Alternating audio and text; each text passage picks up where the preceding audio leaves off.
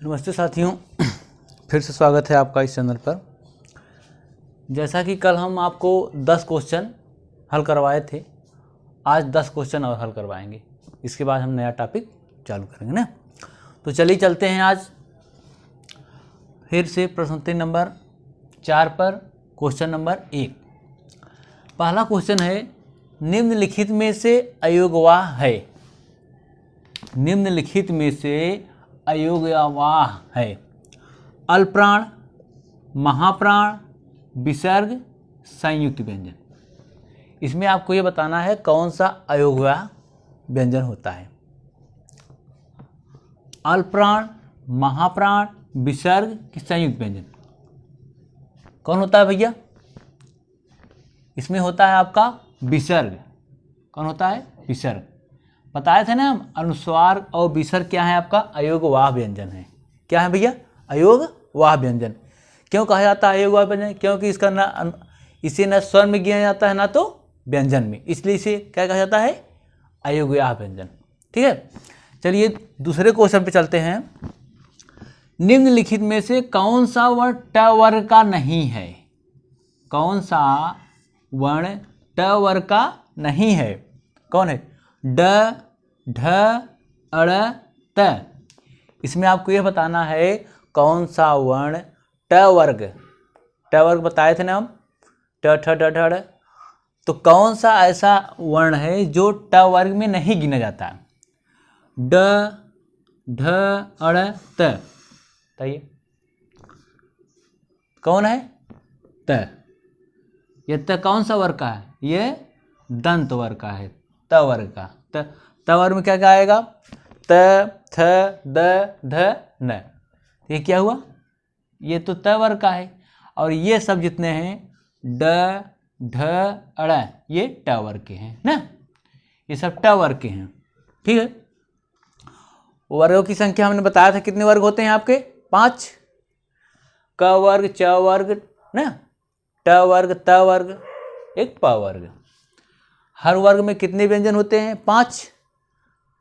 वर्गीय व्यंजन कितने होते हैं? 25 ना। ठीक है, चलिए चलते हैं क्वेश्चन नंबर 3 पर। कौन संयुक्त व्यंजन है? कौन संयुक्त व्यंजन? संयुक्त व्यंजन है ड, ढ, ज्ञ, त। संयुक्त व्यंजन हम बताए थे। संयुक्त व्यंजन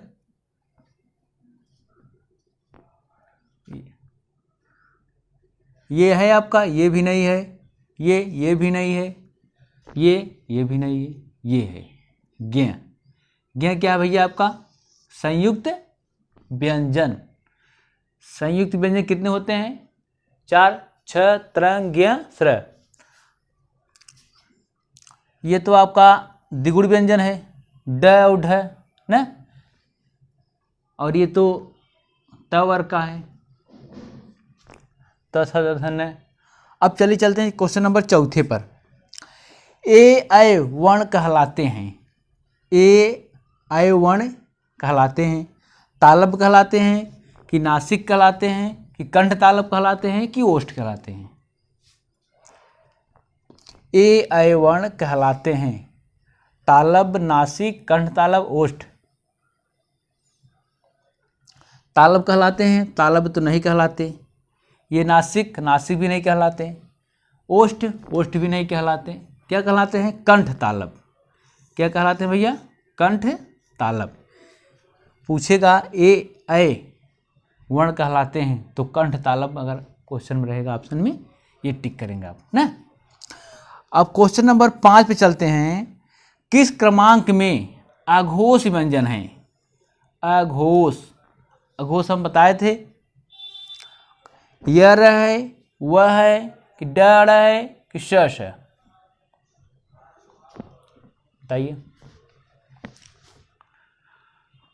किस क्रमांक में अघोष व्यंजन है? यर, वह, डर, शश।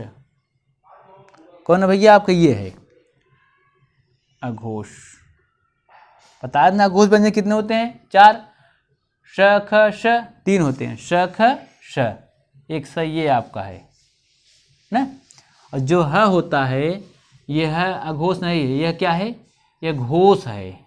कौन सा व्यंजन है, घोष व्यंजन है ये ना। ये तीनों आपके क्या आएंगे, अघोष। ट्रिक बताया था ना, क ख अघोष, बाकी जो बचा सघोष। मतलब पहला दूसरा वर्ण जो क्या है आपका घोष वर्ण है, अघोष वर्ण है। इसके बाद जो बचा 3 वर्ण बच रहे हैं तो क्या होंगे आपके सघोष या घोष वर्ण। ठीक है, अब चलिए चलते हैं क्वेश्चन नंबर 6वें पर।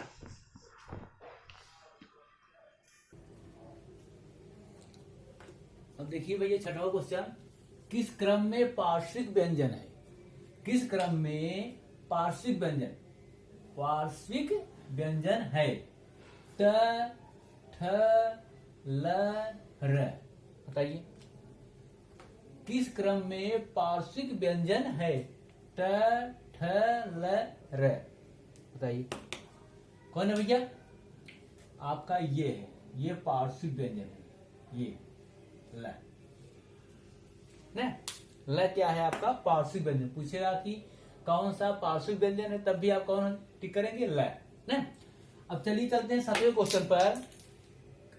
ओम किस तरह का स्वर कहा जाता है, ओम किस तरह का स्वर कहा जाता है। ह्रस्वर, प्लुस्वर, घोस्वर, दीर्घ स्वर। ओम किस तरह का स्वर कहा जाता है, जिसके उच्चारण में 3 गुना समय लगे, उसे हम क्या कहते हैं, प्लुस्वर। जैसे ओम, देखिए ओम क्या है, समय लग रहा है 3 गुना समय, उसे हम क्या कहते हैं, प्लुत स्वर कहेंगे। क्या कहेंगे भैया, प्लुत स्वर। 8वें क्वेश्चन में चलते हैं। जिन स्वरों के उच्चारण में मुख सबसे कम खुलता है, ये अभी अभी क्लास हुई है 1-2 दिन पहले। जिन स्वरों के उच्चारण में मुख सबसे कम खुलता है, न के बराबर खुलता है, उसे क्या कहते हैं, पस्वर, सम्मिश्र, विभ्रिस्वर, अग्रस्वर। बताइए जिन स्वर के उच्चारण में मुख सबसे कम खुलता है उन्हें क्या कहते हैं, पस्वर कहते हैं कि सम्मिश्र कहते हैं कि विभ्रिस्वर कहते हैं कि अग्रस्वर कहते हैं, बताइए। तो क्या कहते हैं भैया, सम्मिश्र। ये बताए थे ना, सम्मिश्र। जिन स्वरों के उच्चारण मुख सबसे कम खुलता है या ना के बराबर खुलता है उन्हें क्या कहते हैं, सम्मिश्र।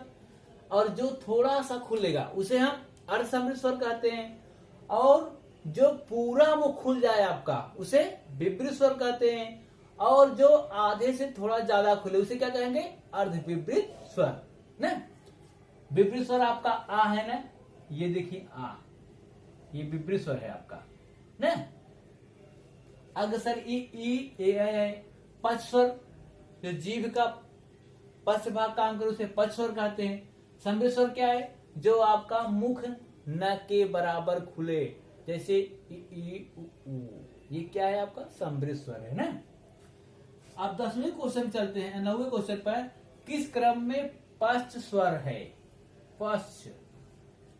जिह्वा के अनुसार हमने 3 भागों में बांटा था, अग्रस्वर, मध्य स्वर और पश्च स्वर ना। तो इसमें कौन सा ऐसा स्वर है जो जीभ के पिछले भाग से बोला जाता है, ई उ ऊ ए ऐ, बताइए ई उ ए ऐ, इसमें से कौन सा है जीभ के पिछले भाग से बोला जाता है, उसे हम पश्च स्वर कहते हैं। इसमें से कौन सा पश्च स्वर है,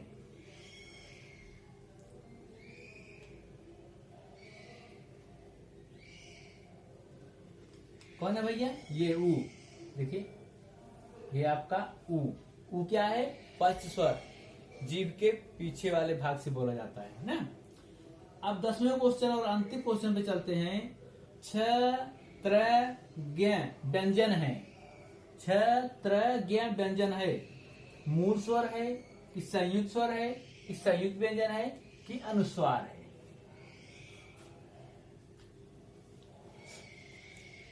बताइए। मूल स्वर है, ये भी नहीं है। संयुक्त स्वर है, ये भी नहीं है।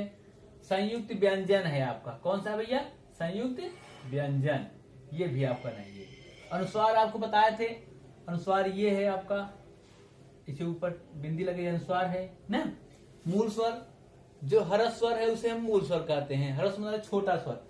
और ये संयुक्त स्वर देखिए ध्यान दीजिए, इसी में थोड़ा कंफ्यूज हो सकता है आप लोग को। संयुक्त स्वर होता है आपका ए, ओ, फिर औ। ये संयुक्त स्वर है। संयुक्त व्यंजन छत्रंग स्वर एक और होता है, और ये अनुस्वार है। ठीक है, आज के लिए बस इतना ही। फिर हम नेक्स्ट क्लास मिलेंगे। जय हिंद।